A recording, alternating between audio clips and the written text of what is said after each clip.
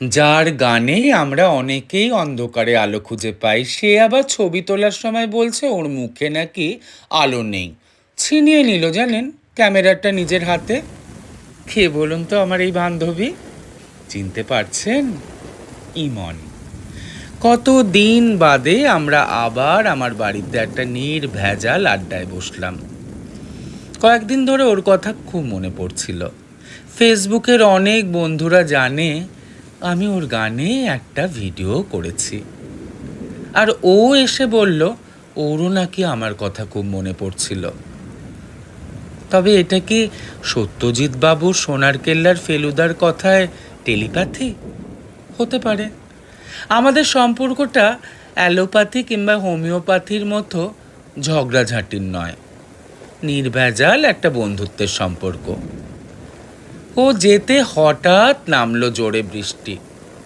তাহলে কি ওকে আমি বৃষ্টি বলবো, না রিমঝিম, না বাদল দিনের প্রথম কদম ফুল? এই সমস্ত ভালো ভালো নামগুলো ওকে সবাই দেবে, আর ওর সাথে মানায়ও ভালো। কিন্তু আমার কাছে ও শুধুই একজন বান্ধবী। আমি ওকে বান্ধবীই বলি। আমাদের সম্পর্কটা তুই তুগারি চুলোচুলি, তার মধ্যে একটা ভালোবাসার ফড়িং তিরিং বিরিং করে। তাই মাঝে মাঝে আমরা উড়ে এসে জুড়ে বসি। ফোনে ফোনেই অনেক কথা সেরে নিই। জানি দুজনে দুজনের ক্ষেত্রে আমরা খুব বিজি। ফোন করে যখন বলে আমি পরে করব, কিংবা আমি বলি ব্যস্ত আছি পরে করব, সেই পরেরটা 6 মাস পরেও হয়, কিন্তু হয়। যাকগে, আমার এই 4 মিনিট 52 সেকেন্ডের ব্লগে আপনাদের আবার সবাইকে স্বাগত। আশা করি সবাই ভালো আছেন, আর আজকের এই সুন্দর বৃষ্টির ছাঁট পেয়ে আপনারা খুব ভালো আছেন, আর সবাইকে খুব ভালো রেখেছেনও হয়তো। আজকে মঙ্গলবার। ফেসবুকের সবাই বন্ধুরা জানে আমি মঙ্গলবারে হনুমানজির পুজো করতে যাই। ঠিক পুজো করতে বেরোবো সেই সময় নামলো বৃষ্টি।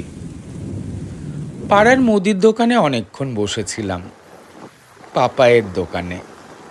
পাপাইকে বললাম যে হয়তো আর পুজো দিতে যেতে পারবো না। পাপাই একটা ছাতা দিল। তারপর সেই ছাতা নিয়ে বাড়ি ফিরছিলাম। হুট করে ভাবলাম যখন বাড়ি ফিরছি 2 পা হেঁটে মন্দিরেই চলে যাই। হাঁটতে হাঁটতে মন্দিরে পৌঁছে গেলাম। অনেক দিন ধরেই ভাবছিলাম মন্দিরে ঠাকুরের দর্শন আপনাদের করাবো। প্রত্যেক মঙ্গলবারে এত ভিড় থাকে, এত দর্শনার্থীরা থাকেন, তাই ভিডিও করা হয় না। আজকে ভাবলাম এই বৃষ্টির দিনে মন্দির ফাঁকা থাকবে, আর ঈশ্বরের দর্শন আপনাদের করাবই। ঠিক তাই হলো। মন্দির একদম ফাঁকা, আমি আর কয়েকজন দর্শনার্থী। হনুমানজির মন্দিরে আসার আগে পাশে আমি শিবজিকে প্রণাম করি। সোমবার আলাদা করে আসা হয় না, মঙ্গলবারেই সেরে নিই। এই যে আমার হনুমানজি, কি অপূর্ব না? আরতির পর ওনার পছন্দের সিঁদুর আমি দান করি, আর তিলের তেল। মন্ত্রতন্ত্র আমি কিছু জানি না, নিজের মতো করে যতটা পারি পুজো করি। আর 28 বার রাম সীতার নাম নিই, আর তার সাথে ওনার নাম নিই, আর মনের সমস্ত কথা ওনাকে বলি। খুব শান্তি পাই জানেন এখানে এলে। যতই টায়ার্ড থাকি, এখানে এসে পুজো করলে যেন সেই টায়ার্ডনেস কোথায় ভ্যানিশ হয়ে যায়। সবই ভগবানের ইচ্ছে। দেখুন, যাওয়ার সময় তো মুষলধারে বৃষ্টি পড়ছে।